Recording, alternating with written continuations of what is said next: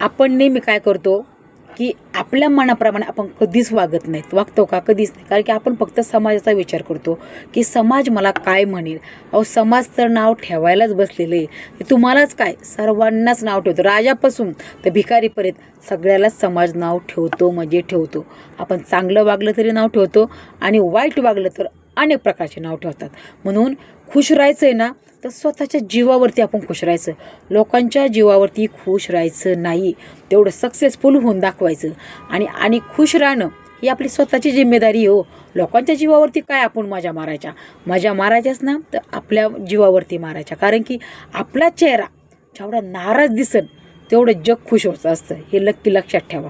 म्हणून आपल्या कितीही दुःख आपल्या चेहऱ्यावरती असू द्या, आपल्याला किती दुःख असू द्या, आपल्या चेहऱ्याच्या ह्या मुखवट्यामागं कितीही लाखो पटीने दुःख असलं ना, तरी कधीच चेहऱ्यावरती दाखवायचं नाही.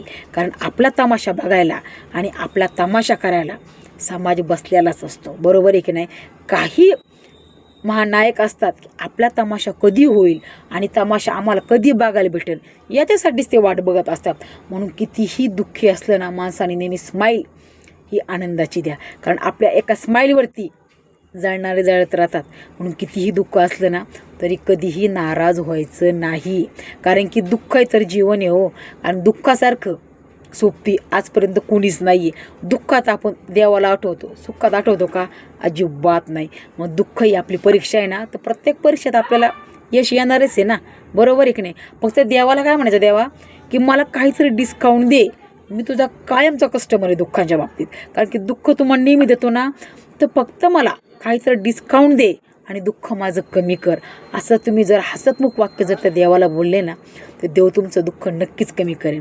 फक्त देवाला म्हणायचं, तू कितीही दुःख दे, माझी स्माईल ही कधीच हटणार नाही आणि समाजापुढे मी कधीच नमणार पण नाही. आणि जे माझ्यावर जळतात ना, त्यांना मी कधीच ती प्रतीक्षा करायला सुद्धा वेळ देणार नाही की मी किती नाराज आहे आणि किती खुश आहे. फक्त माझं दुःख मला माहिती. खुश राहायचं, मज्जा करायची आणि बिनधास्त जगायचं.